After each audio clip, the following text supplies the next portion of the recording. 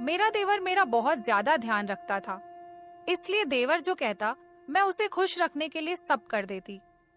एक रात देवरानी घर न थी।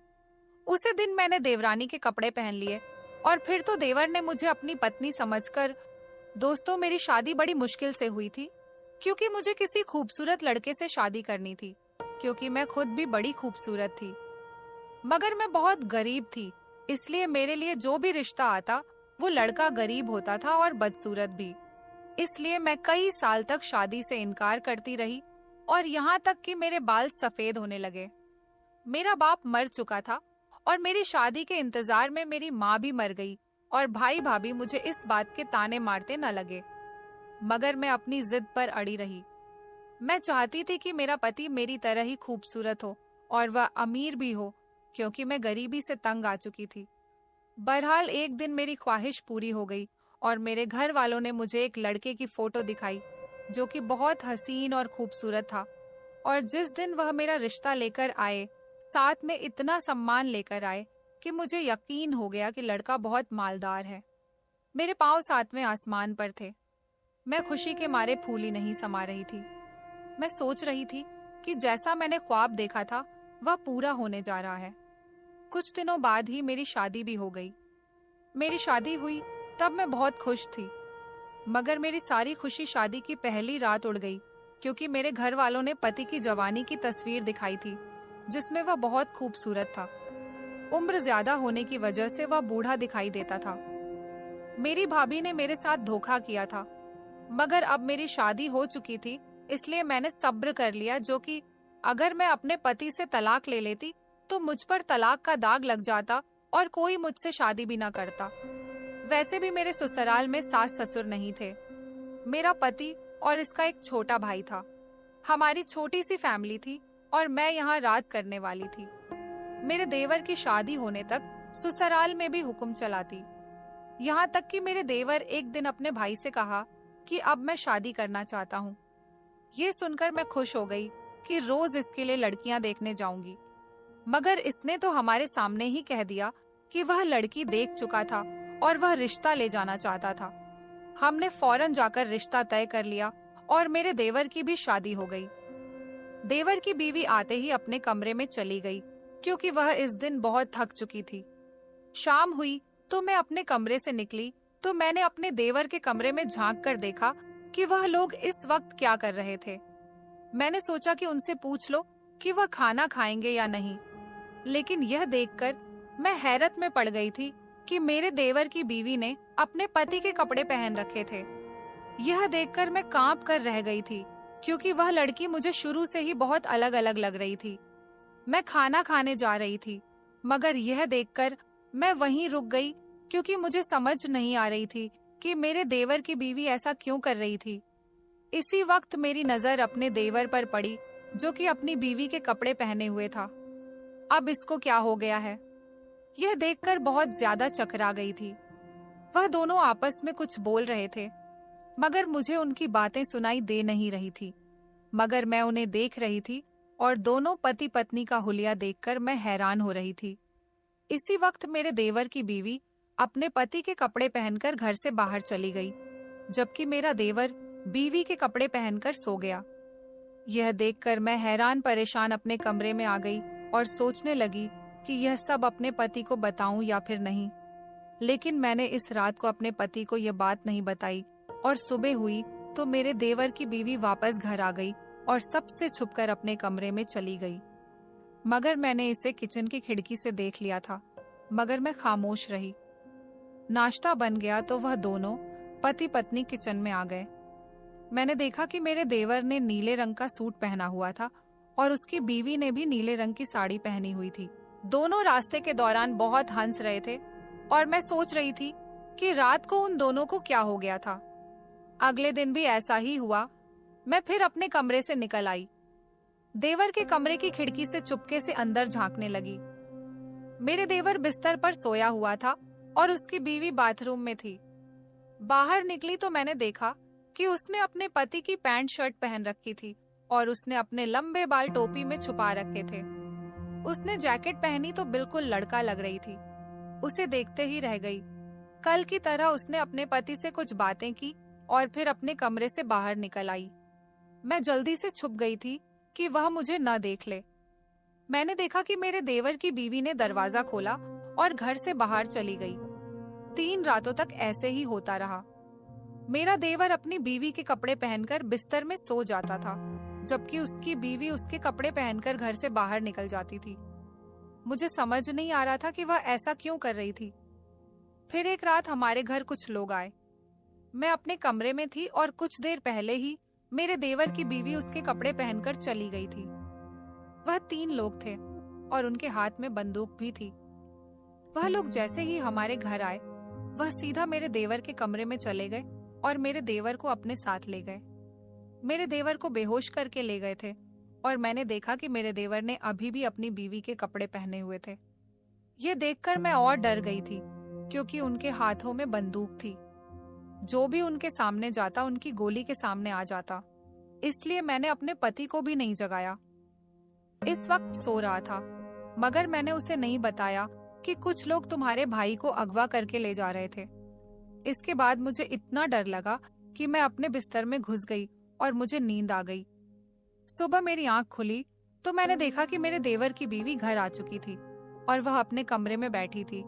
तुम यहाँ मजे से बैठी हो और उधर तुम्हारे पति को कुछ लोग अगवा करके ले गए। मेरे देवर की बीवी घर आई तो मैंने उसे सारा किस्सा बताया था, मगर वह सुनकर मुस्कुराने लगी। मैं तो सोच रही थी कि वह अपने पति के लिए परेशान हो जाएगी, रोएगी, पीटेगी, न जाने मेरा पति जिंदा भी होगा कि नहीं। मगर वह लड़की तो बड़ी अजीब थी, कुछ भी नहीं किया और मजे से बैठी रही, जैसे वह इसका पति ही नहीं बल्कि मेरा था। मुझे तो अपने देवर के अगवा होने का बहुत अफसोस था। मैं तो यह सोच सोचकर परेशान हो रही थी, न जाने मेरे देवर ने कुछ खाया भी होगा या नहीं, उसकी हालत कैसी होगी। उसके जाने के बाद मैं लगातार रो रही थी कि कहीं उन लोगों ने मेरे देवर को मार न दिया हो। मैं तो यह सोचकर ही कांप रही थी, क्योंकि मुझे तो अपने देवर से बहुत ज्यादा मोहब्बत थी। उसकी बीवी की तरह पत्थर दिल नहीं थी। मेरा दिल तो बहुत नरम था। इसलिए मैं जल्दी से अपने कमरे में गई, अपने पति को सारी बात बता दी। यह सुनकर वह भी परेशान हो गए, क्योंकि इसका एक भाई था जो कि इससे बहुत प्यारा था। इसलिए वह मुझसे पूछने लगे वह कौन लोग थे। यह सुनकर मैंने उन्हें बताया कि मैंने उन लोगों को नहीं देखा था, मगर मैं इतना जानती हूँ कि तुम्हारी भाभी बहुत चालाक लड़की है और जरूर तुम्हारे भाई के अगवा होने में इसी लड़की का हाथ है। यह सुनकर मेरे पति, मैंने इधर उधर देखा कि मेरे देवर की बीवी हमारी बातें न सुन ले, मगर वह आसपास नहीं थी। इसलिए मैंने अपने पति को कहा कि मुझे तो तुम्हारी भाभी पर पहले दिन से ही शक है। यह लड़की तुम्हारे भाई को मरवाना चाहती है। यह सुनते ही मेरा पति गुस्से में आ गया और उसने कहा इस लड़की को इस घर से निकलवा दूंगा। मगर मैंने इसे ठंडा करते हुए कहा कि पहले अपने भाई को घर ले आओ, इसके बाद अपने भाई से कहना इस लड़की को तलाक दे दे। ये सुनकर मेरा पति सकून से हो गया और फिर घर से चला गया और मैंने अपने देवर की बीवी से कोई बात नहीं की। उसने खाना खाया और अपने कमरे में चली गई, जबकि मेरी तो भूख मर चुकी थी। मेरा देवर अगवा हो चुका था और मेरा पति उसके पीछे गया हुआ था। पता नहीं आगे क्या होने वाला था। फिर सुबह से शाम हो गई, मगर मेरा पति घर नहीं आया। मैंने इससे कई बार कॉल की, मगर उसने तो मेरी कॉल ही नहीं उठाई। मैं बार बार यह सोचकर गुस्सा करती रही। सब इसकी भाभी ने किया था, मगर अब वह अपने भाई की वजह से मुझ पर गुस्सा निकाल रहा था। इस सब में मेरा क्या कसूर था? मैं तो सोच रही थी कि जैसे ही मेरा पति मेरे देवर को घर ले आएगा, मैं अपने देवर से कहूंगी कि इस चालाक लड़की को भी तलाक देकर घर से निकाल दे, क्योंकि यही असली फसाद की जड़ है। क्योंकि ये खुद तो तुम्हारे कपड़े पहनकर चली जाती थी, मगर तुम्हें घर बिठाकर लोगों से अगवा करा दिया। मगर मैं यह बात अपने देवर से इस वक्त कहती ना, जब वह घर आ जाता, मगर अभी तक तो वह घर नहीं आया था। मुझे लग रहा था कि मेरे देवर को मेरी बात पर यकीन आ जाएगा और इसकी असलियत हकीकत जान लेगा। अभी से पता चलेगा कि इसने इस लड़की से शादी करके बहुत बड़ी गलती की थी।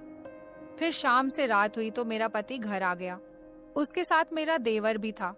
ये देखकर मैं खुशी से रो पड़ी थी। मेरा पति अपने भाई को घर वापस ले आया था। अरे तुम कहाँ चले गए थे? मैंने तुम्हें बहुत याद किया था और तुम्हारी बीवी तो तुम्हारे जाने से बहुत खुश हुई थी। मैंने फौरन से अपने देवर को यह बात बता दी कि इसकी बीवी आकर इसे कुछ और ना बता दे। मैं अपने देवर को इसकी बीवी की असली हकीकत बता देना चाहती थी ताकि दोबारा इसके साथ ऐसा न हो।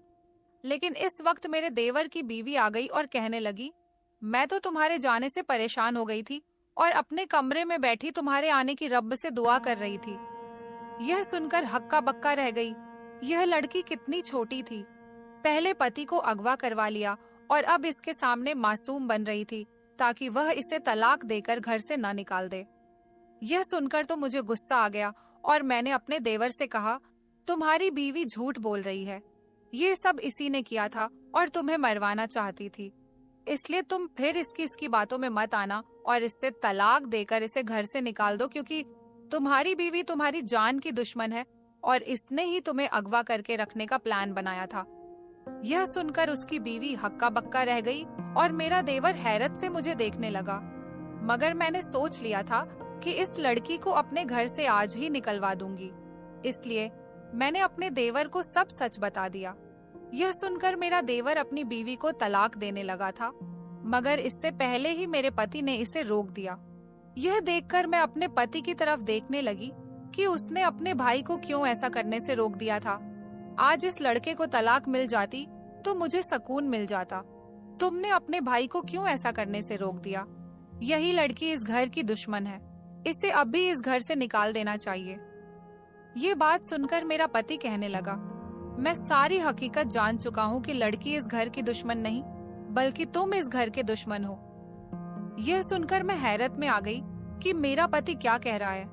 मैं तो घर से अपने पति और देवर से बहुत प्यार करती थी, मैं उनकी दुश्मन कैसे हो सकती हूँ? यही बात मैंने अपने पति के मुंह पर कह दी। यह सब तुम्हें इस लड़की ने बताया? मेरे पूछने पर मेरा पति गुस्से में आ गया और कहने लगा, ये सब मैंने उस वक्त जान लिया था जब मैं अपने भाई को लेने गया था। ये इसकी बीवी ने नहीं किया था बल्कि इसके पीछे तुम्हारा हाथ था। अपने पति की बात सुनकर मैं हक्का बक्का रह गई। इस घर के लिए मैंने क्या कुछ नहीं किया था, मगर ये घर वाले मुझ पर ही इल्जाम लगा रहे थे। मैंने अपने देवर की तरफ देखा और मजलूम समूह बनाकर इससे कहा, ये मैंने नहीं किया, यह मुझ पर इल्जाम लगा रहे हैं। यह कहकर मैं रोने लगी। तभी मेरे पति ने एक वीडियो मेरे सामने चला दी जिसमें वो 3 लोग थाने में खड़े नजर आ रहे थे और मार खाने के बाद पुलिस को अपना बयान दे रहे थे कि हमने जिस आदमी को इसके घर से अगवा किया था उसकी भाभी ने हमें इस काम के लिए पैसे दिए थे। यह सुनकर मैं बिल्कुल चुप हो गई, जबकि वीडियो देखने के बाद मेरे देवर की बीवी मेरे पति से कहने लगी, क्या आपने तो अपनी बीवी की हकीकत अभी देखी है? मैंने उस दिन से देख ली थी जब भाभी छुपकर हमारे कमरे में जाती थी। तब मुझे एहसास हुआ कि मेरा घर नहीं बसने देगी। मैंने उन्हें अपने पति से दूर रखने के लिए यह तरीका निकाला कि मैं अपने ही पति के कपड़े पहनकर बाहर जाने की एक्टिंग करती थी और मेरा पति भी जाहिर करता था जैसे वह रात भर अपने कमरे में अकेला हो, लेकिन ऐसा नहीं होता था। मैं थोड़ी देर बाद ही घर वापस आ जाती थी, लेकिन मैं चाहती थी कि यह बात आपकी बीवी को पता न चले, इसलिए मैं सुबह सवेरे कपड़े पहनकर घर आने की फिर एक्टिंग करती थी। अपने देवर की बीवी की बात सुनकर मैं हैरत में पड़ गई। लेकिन तुमने यह सब क्यों किया? मेरे पति ने मेरी तरफ देखा तो मैंने अपना सर झुका लिया, लेकिन अब सबके सामने मेरी असलियत जाहिर हो चुकी थी, इसलिए छुपाने का कोई फायदा नहीं था। दरअसल मुझे मेरा पति नहीं बल्कि देवर पसंद था। मैंने सोचा कि मेरा पति बूढ़ा है, वह कुछ सालों बाद मर जाएगा तो मैं अपने देवर से शादी कर लूंगी, क्योंकि वह मेरी तरह खूबसूरत था, इसलिए मैं चाहती थी कि उसकी शादी ना हो।